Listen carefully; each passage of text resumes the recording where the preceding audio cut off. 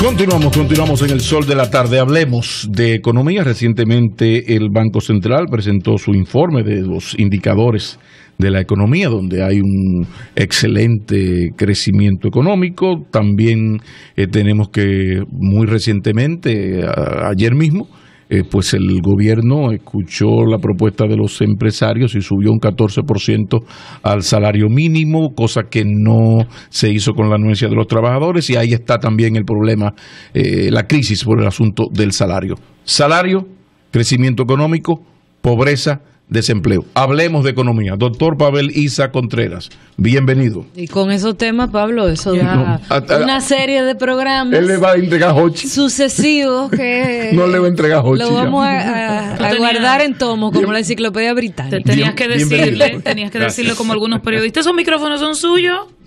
Bienvenido, Pavel. Bienvenido, Pavel. Bueno, lo que estamos viendo es más de lo mismo. ¿Cuánto tiempo tenemos en esto de tener cifras macroeconómicas relativamente robustas, pero el derrame no se da? Los salarios, ya no solo los salarios mínimos se mantienen desde el 1900, finales de los 80, los salarios mínimos se han mantenido en términos reales. El poder adquisitivo del salario mínimo se ha mantenido estable. Cuando uno lo grafica, uno lo que ve son como olas. Así como dibuja las olas en los muñequitos. Sí. Así decir, que el poder de compra del salario mínimo sube cuando hay un aumento del salario mínimo, pero un poquito sube, ¿no? Y baja y se va erosionando gradualmente hasta bajar, y luego nuevamente se recupera con subidas y para luego volver a bajar. Pero si usted le tira una línea recta que une a los puntos, lo que es básicamente una línea recta. ¿Y entonces? Los beneficios del crecimiento se están concentrando tremendamente, pero no se están concentrando en la población de altos salarios.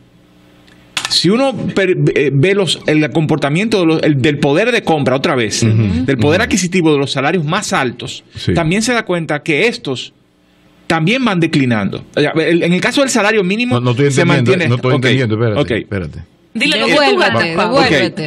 El salario mínimo, el poder de compra del salario mínimo se mantiene estable, no cambia. Exacto, más o menos.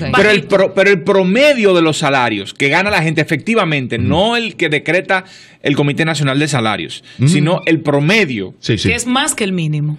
Claro, es más que el mínimo, porque hay gente que gana más y digamos que casi todo el mundo gana por lo menos eso, aunque hay gente que gana menos que eso, va declinando gradualmente el tiempo. Especialmente, claro, debo llamar la atención acá, las cifras están de 2000 en adelante.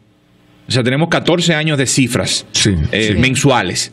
Pero ¿cuál es el sector beneficiario? Porque las ganancias. La gente pero ¿quiénes son? Los perceptores de beneficio. Cuando se dice que el PIB crece, lo que está creciendo es dos cosas: salarios y ganancias. Porque el PIB no es más que el PIB, el Producto Interno Bruto, no es más que el valor agregado que genera la economía con respecto al valor agregado que generó el año pasado, ¿no? Entonces, ese valor agregado, ¿quién lo agrega?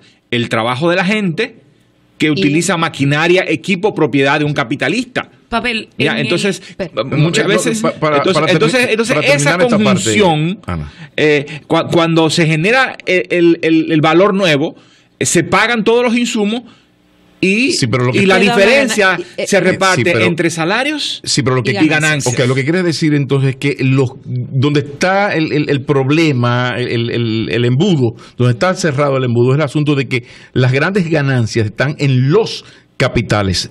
No tenemos una amplia clase media que gane más o menos bien, y como es el caso muy de Latinoamérica en los últimos 20 años. Que ahí está el informe del Banco Mundial, donde habla de una movilidad muy baja en la República Dominicana. Pavel, en el reajuste salarial que fue decretado ayer y que se violentaron los propios procesos del Comité Nacional de Salarios, porque el sentido del Comité Nacional de Salarios te habla un poco de consenso: patronos, empleados y el propio gobierno. Sin embargo, ese 14% toca a los que hasta ayer se supone ganaban 6.880 pesos, a los que hasta ayer ganaban 7.763 y a los que hasta ayer ganaban 11.992 pesos, porque aquí hay muchos salarios mínimos. El argumento de los trabajadores para solicitar un reajuste es válido y creíble, pero resulta que los empresarios te dicen: espérate, que yo no puedo más porque se me descuadra, porque yo pago luz, porque yo pago agua, porque yo pago ITEVIS. ¿Cuál sería el acuerdo razonable para uno y otro sector y que pueda mantenerse en el tiempo, porque es cierto que 11,000 pesos dan para nada, pero también es cierto que los empresarios, algunos al menos, sobre todo la micro y la pequeña, tienen una carga fuerte. Yo pienso que hay que cambiar este esquema de fijación de salarios mínimos, de negociación de fijación de salarios mínimos, en donde hay poder de veto de parte del sector empresarial, especialmente, que es el que ha ejercido ese poder, y frecuentemente el Estado sencillamente se acomoda al mínimo, y el mínimo lo imponen el sector empresarial. Hay que cambiar este esquema de negociación y ajuste periódico por quizás un ajuste automático, al menos por la inflación. Pero tú planteabas que el salario mínimo, o que los salarios mínimos se han mantenido estables cuando tú miras el histórico, ¿verdad? Desde finales de los 80. Ajá. Pero desde el 68, lo que pasó fue que entre el 68 y mediados de los 80 hubo un colapso muy fuerte de la capacidad de compra de los salarios reales, y a partir de ahí se ha mantenido relativamente estable. El salario mínimo, repito, el salario mínimo, pero el salario promedio de 2000 a 2014, cuando tenemos cifras, ha declinado. Bien, entonces me refiero, y voy al mínimo, y vas a entender por qué me quiero detener en el mínimo. ¿Ha habido algún efecto de apreciación de los salarios para aquellas personas que se están beneficiando de los nuevos planes de corte social, como por ejemplo la tanda extendida, las estancias? O sea, ¿hay algún efecto? El desayuno, almuerzo, escolar, o sea, sí, ¿qué tipo de impacto? Claramente la política social. Claramente la política social, o sea, digamos, ese es el impacto. Lo que tú estás preguntando es sobre lo que llamamos los economistas el impacto neto de la fiscalidad. Es decir, ¿cuál es el impacto neto en los diferentes estratos de población de los impuestos por un lado y luego de lo que se te devuelve por el otro, y que tú puedas cuantificar en términos de servicios concretos? Eso es lo que tú estás preguntando, ¿no? Y la pregunta es si el impacto neto, digamos, en los más pobres es positivo o negativo. Esa pregunta no ha sido respondida. Sé que el Banco Mundial está conduciendo un estudio para la República Dominicana y para el resto de América Latina con una metodología comparable entre los países, no específicamente para la República Dominicana, en donde mide cuál es el impacto de la fiscalidad. Recuérdense que los pobres pagan, por ejemplo, ITEVIS. Más del 50% de los bienes y servicios que compran el 20% más pobre paga ITEVIS. Entonces, digamos, los sectores pobres contribuyen con el fisco por ese impuesto de manera importante, pero al mismo tiempo reciben bienes y servicios, independientemente de cómo consideremos la calidad de estos servicios. Por eso tiene un valor en pesos. Sí. ¿No? Entonces, claro, hay ese estudio que está pendiente por hacerse. Si hay cuál es el efecto neto en los sectores pobres. Ahora, yo quería, antes de proceder a un siguiente tema, lo que planteaba Anibelka. Bueno, los empresarios, muchos empresarios están en problemas. Yo creo que aquí hay diferencias importantes. Primero, el sector empresarial ha sido, desde mi punto de vista, el gran ganancioso del proceso de crecimiento económico de los últimos años. Mientras más alto el empresariado, más ganancioso. Bueno, que más o menos. Lo que pasa es que aquí yo pienso que, por ejemplo, el sector industrial, buena parte del sector industrial sí está emproblemado, siempre está metido en problemas. Es decir, es muy difícil producir bienes en este país. Y yo creo que ahí el sector empresarial tiene un punto. Sí. Es decir, da un enorme trabajo montar una empresa que fabrique, no que provea servicios tanto, pero que fabrique. O que importe y distribuya. Contrasta con el que importa y distribuya, o el que presta dinero, el que toma prestado del público para prestar dinero, que es el sector financiero, por ejemplo, ¿no? Entonces, yo lo que pienso es que hay un sector de la economía que primero las ganancias son las que se están llevando la ración de la boa del crecimiento económico, pero pero esa ganancia se reparte muy inequitativamente entre los empresarios a favor de un grupo. Claro. De un grupo del sector empresarial, quizás comandado por el sector financiero y el sector comercial importador, y quizás algunos otros. Pavel, me imagino que esto tendrá una expresión en la lucha política. Indudablemente que sí, a partir de esos intereses que se pueden ver más o menos beneficiados a partir de tal o cual gobierno. Pero quería pedir tu reflexión porque durante décadas se habló del modelo estructural injusto. La América Latina era fundamentalmente una estructura económica injusta, la peor distribución, pero ha habido alguna mejoría en América Latina. ¿Por qué la República Dominicana se ha quedado tan atrás en la capacidad de crear clase media? Lo que decía hace poco el embajador británico de que generalmente el 40 es de clase media y el 20 es de pobreza. Aquí el 40 lo tenemos de pobres. Yo creo que ¿qué hacer? Yo creo que en todos los modelos de desarrollo que ha tenido la República Dominicana, esos modelos de acumulación, es decir, de crecimiento, han estado basados en bajos salarios y en pocos impuestos.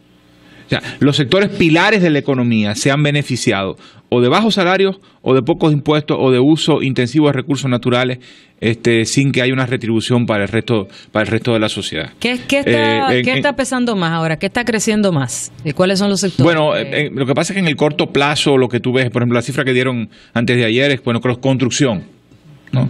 15% de crecimiento. Y luego el sector que le sigue más atrás está lejísimo, a 7%, es el que le sigue. ¿Qué es cuál?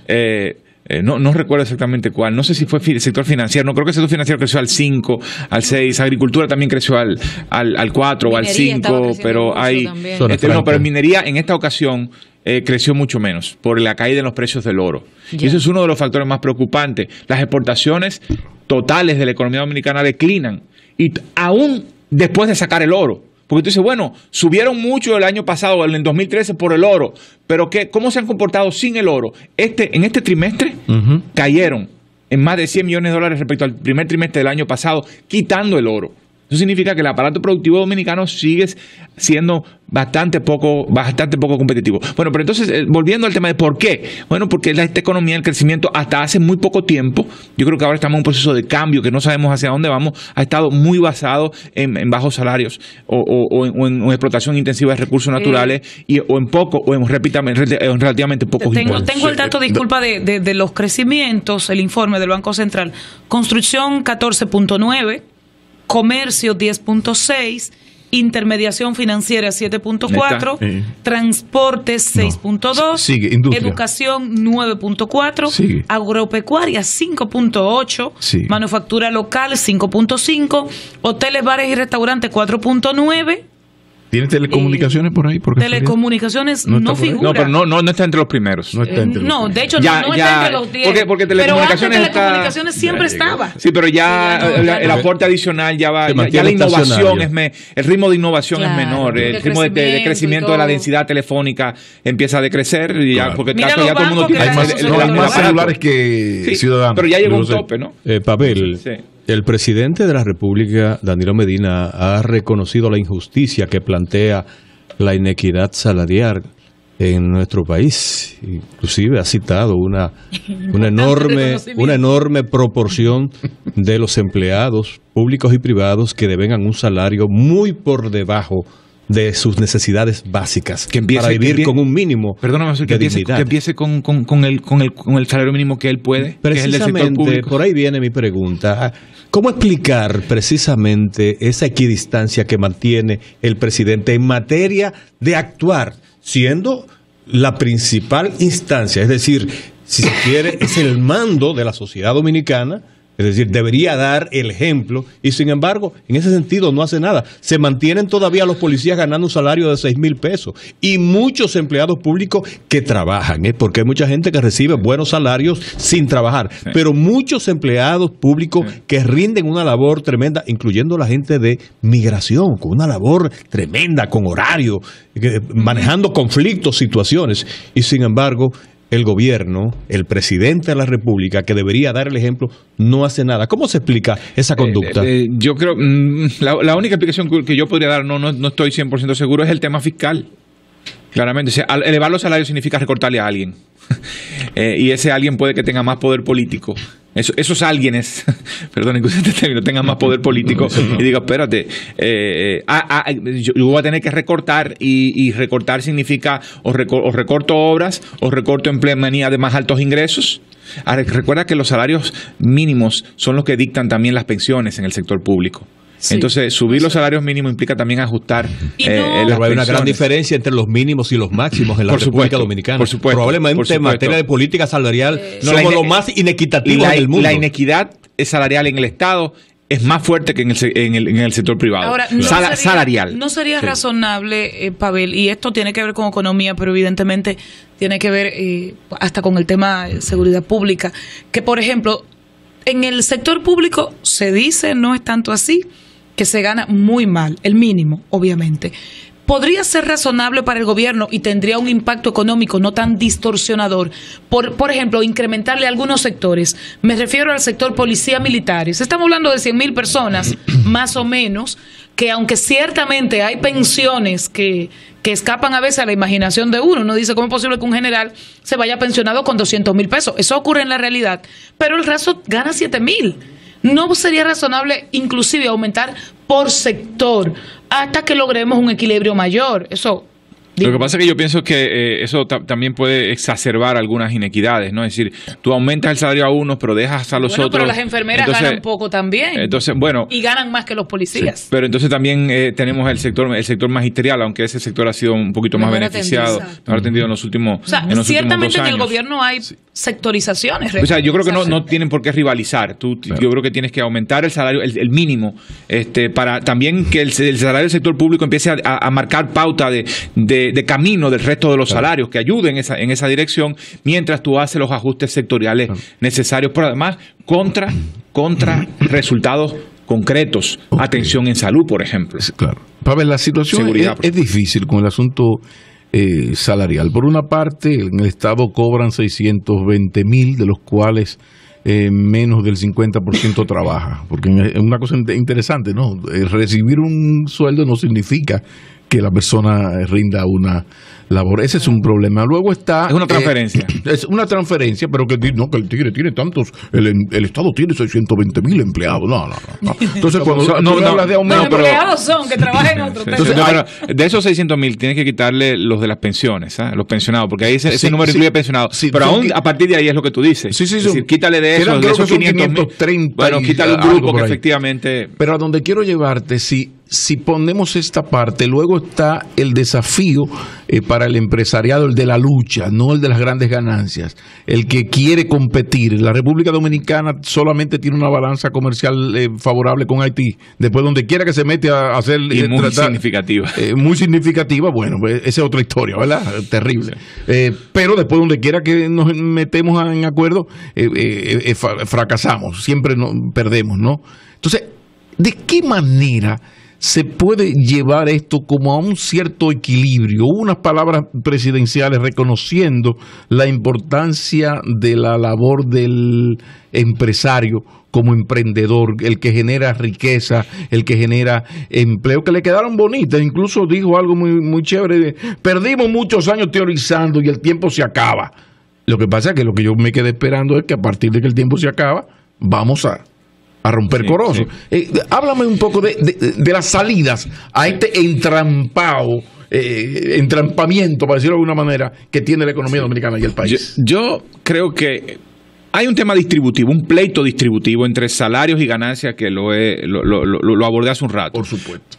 Pero sacando eso aparte y yendo a tu pregunta, pero hay que tener eso en cuenta. O sea, la idea no es vamos a sacrificar al empresariado para aumentar la ganancia, porque también el empleo se puede acabar. O sea, también tú tienes ese es un tema. Claro. Pero también muchas veces se presta chantaje, ¿no? Es decir, no aumento salario porque entonces voy a tener que despedir. Bueno, es parte del pulseo de la negociación. Te hablé de equilibrio. ¿Dónde está el equilibrio? Entonces, lo que hace falta en este país es una política de desarrollo productivo.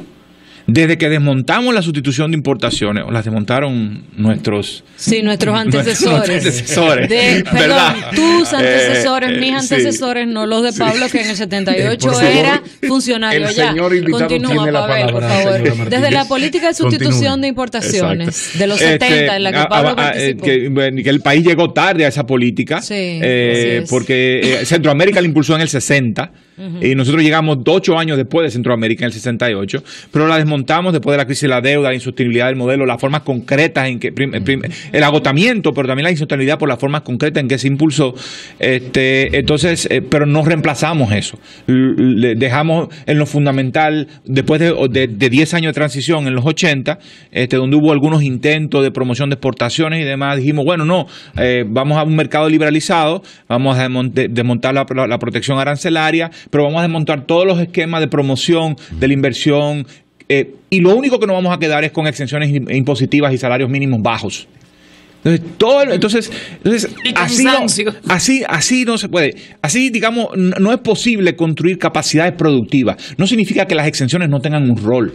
De hecho, yo no conozco experiencias de desarrollo productivo sin que durante un periodo de tiempo se le haya dado exenciones al sector. Pero el gobierno no se quiere sentar con los sectores beneficiados a ver qué se hace con ese 7% del PIB que se da en exenciones. Bueno, el 3,5 muy bueno. El 3,5 es paritebio, o sea que o sea, digamos, hablemos del otro 3,5. Exacto. Pero también ese otro 3,5 está tremendamente concentrado. Pero zonas francas, generadores de energía. Bueno, entonces sí. El punto es que hay que dotarnos de una nueva política de desarrollo productivo. Y la política de desarrollo productivo no hay un modelo fijo. Lo que hay que pensar es qué necesita de bienes públicos y que solo el Estado puede proveer para que los sectores productivos avancen y logren el cambio tecnológico. Es decir, ¿qué necesita el turismo para transformarse? Correcto. O sea, eso es diferente de lo que necesita la industria y la agropecuaria. O sea, el turismo necesita promoción, por ejemplo. No hay manera. Entonces, y ordenamiento. Y ordenamiento del territorio. Salvo en la capital, que está muy bien en el distrito. Continúa. Entonces ordenamiento del territorio, bien público, que nadie más lo puede proveer que no es el Estado. Claro. ¿Ya? Tú puedes tener periodos de exenciones de 5 o 10 años. A partir de ese momento se incorporan a la libre de contribuyente. Que ese es el problema. Por el tema de poder. O sea, aquí son eternas. Entonces, agricultura. ¿Qué necesita agricultura? Necesita ya lo vimos con la mosca del Mediterráneo. Necesita controles sanitarios y fitosanitarios. Un bien público fundamental. Necesita agua, una política de agua. O sea, ¿qué necesita la industria? Y capacidad de respuesta necesita agricultura, que no dependa solo de las acciones dominicales del presidente de la República. Claro, necesita una política sistemática. ¿Qué necesita la industria? Probablemente no puedes hablar de la industria, sino de sectores industriales en específico. Sí. La industria del mueble. ¿Qué necesita la industria del mueble? ¿Ya? Que el Estado puede dar, pero no con forma de subsidio o de exención, sino, repito, de bien público. El liderazgo del Estado para fortalecer las capacidades tecnológicas en el sector, aprendizaje de cómo hacer muebles, de cómo innovar en muebles. Sí. ¿Ya? Entonces, ese es el rol del Estado, fundamental. Al tiempo que crea condiciones para que las empresas nazcan, también tiene que dar posteriormente condiciones para que las empresas se desarrollen tecnológicamente, aprendan, escalen. Y el problema es que no hemos escalado tecnológicamente. Y eso es lo que jala los salarios al alza, al final de cuentas. Pavel, vamos a abrir los teléfonos para que los amigos oyentes puedan conversar contigo. Cambio y fuera. Comunícate 809-334-5100 1-809-280-47 desde el interior sin cargos 1-866-476-1116 desde los Estados Unidos. Sol, la más interactiva.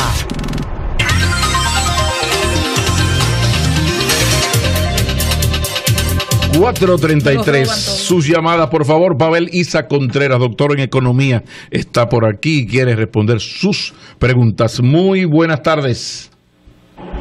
Buenas tardes. Sí, muy buenas tardes. Primera vez llamando. Adelante, un placer escucharle. Yo tengo un par de dudas. ¿Por qué razón, en vez de dejar que las empresas privadas estipulen el salario mínimo de las personas, no crean una ley que el gobierno diga, por ejemplo, en vez de pagar un salario fijo, sino pagar $200 la hora, como hacen en otros países? Porque este país es tremendamente rico. Aquí hay tanto dinero y aquí se ve. Porque aquí el dominicano le gusta exhibir lo que tiene. Perfecto. El problema es que las personas tienen que aprender a autovalorarse a lo que tienen y decidir exactamente cuánto vale mi trabajo, cuánto vale lo que yo tengo que hacer, etcétera. Muchas gracias. Excelente participación. Lo dejamos ahí. Buenas tardes. Buenas tardes, equipo. Buenas, Pabelisa Contreras le escucha. Su pregunta. Buenas tardes. Sí, buenas, ¿me escucha? Sí. ¿Me escucha? Y él se está escuchando el mismo. Sí, buenas tardes. No se escuche usted mismo. Apague Buenas el equipo tardes. para poder hablar bien. Sí, muy buenas tardes, Pavel. Sí, Pabelisa le Tú como escucha. economista, ¿qué entenderías que sería el salario base mínimo para de ahí en adelante poner las especulaciones de los salarios? Perfecto. Salario base. Buenas tardes. Buenas tardes. Buenas tardes. Hola, Pablo. Ven. Buenas. Sí, buenas tardes. Sí, una pregunta. En el 1991, si mal no recuerdo, el doctor Balaguer subió el salario mínimo un 40%. Ya el gobierno no tiene esa facultad. Le escucho por la radio. Gracias. Buena pregunta. Anota por ahí, Ibelka. Buenas tardes. Buenas tardes, Pablo. ¿Cómo va todo? Yolanda, Muy Nivelta, bien. el doctor Contreras, Isa Contreras. Tengo el caso conocido de una joven Sí. con una maestría internacional y está laborando en el sector público con 15,000 pesos mensuales. ¿Es eso posible? ¿Qué puede hacer el Estado como Estado para incentivar a esas jóvenes o a esos jóvenes graduados de poca edad, con poca experiencia, con una maestría internacional, que el Estado le da la oportunidad, becados, para prepararlo, y cuando vienen, las empresas privadas le dicen no te puedo pagar lo que mereces, Sí. tengo tanto, entonces, ¿qué se puede hacer? Ok, vamos a Bueno. detenerlo ahí para responder este primer grupo de preguntas. Sí, bueno, A ver. la primera pregunta no sé si se refería a la... Pagar por horas. Es por hora, Más que por en vez de que salario. te paguen Modelo mensual, que te americano. paguen por hora, el modelo gringo. yo no estoy seguro que eso haga una enorme diferencia con Porque respecto... si es por bueno, hora a peso, pues... sí, porque de va a hecho ir también igual. aquí se paga un salario mínimo por una jornada laboral de 40 horas, 44 horas semanales, ¿no? Sí. Y luego pues, van las horas extras, o sea que en el fondo sigue siendo Más o menos lo mismo, salario. sí. Sí, pero o sea, el tema no es la unidad de tiempo en la que se mide el trabajo, sino el precio, ya sea por hora o por mes o por semana. Claro. El tema es el precio. Con respecto a la capacidad del Estado para la autoridad la potestad que tiene el Estado tiene potestad para fijar salarios mínimos en el sector privado o fuera del sector público, a través del Consejo Nacional de Salario, a través de los mecanismos que Anibelka mencionó hace un rato, pero que hay ciertos requisitos para consensuar las posiciones. Y hasta de tiempo. Y hasta de tiempo, y tiene la capacidad perfectamente por decreto, sin discutir con nadie, de ajustar el salario mínimo del sector público. Creo que es una demanda demasiado fuerte, debería ser una demanda demasiado fuerte, muy fuerte en este momento para el sector público de que ajuste ese salario mínimo. Debería de estar alando el salario mínimo del sector público, debería estar alando el salario mínimo del sector privado, debería estar un poco por encima del salario del sector privado para forzarlo. Los ayuntamientos pagan hasta Sí, 3,000 pesos. el doctor Pavel Isa está respondiendo sus preguntas en el primer bloque de preguntas. Si nos llaman, entonces pasamos al segundo bloque. Pavel, adelante. Sí. Dice, me preguntaban sobre sobre el tema de... El mercado laboral para los becados en el exterior, no hay muchos que puestos, terminan siendo, según El algunas problema- empresas, muy clasificados y no le pueden El pagar. problema es que no hay muchos puestos, o sea, el aparato productivo estatal dominicano, o sea, la economía dominicana no está generando suficientes puestos para este tipo de personal, para un tipo de personal, y probablemente está generando una demanda para otro tipo de personal que no encuentra. Exacto. Que no encuentra oferta, o sea, no hay encuentra gente muy gente. sobrecalificada para algunos puestos. Hay gente que hay una sobreoferta en un tipo de posiciones y hay una sobredemanda. ¿Y cómo en nos otro tipo. enteramos de la sobredemanda? El rol de la necesidad de que el Estado, especialmente a través del Ministerio de Trabajo, ayude en lo que llamaba la intermediación en el mercado Por ejemplo, laboral. una persona becada en minería, partiendo de lo que está ocurriendo aquí en ese sector, bien podría tener más puesto que un ingeniero civil tradicional. Es correcto. Pero Entonces, no hay beca de minería. Ahí tiene que haber una política Porque de un subdirector o un asistente que generalmente están ahí simplemente por razones políticas.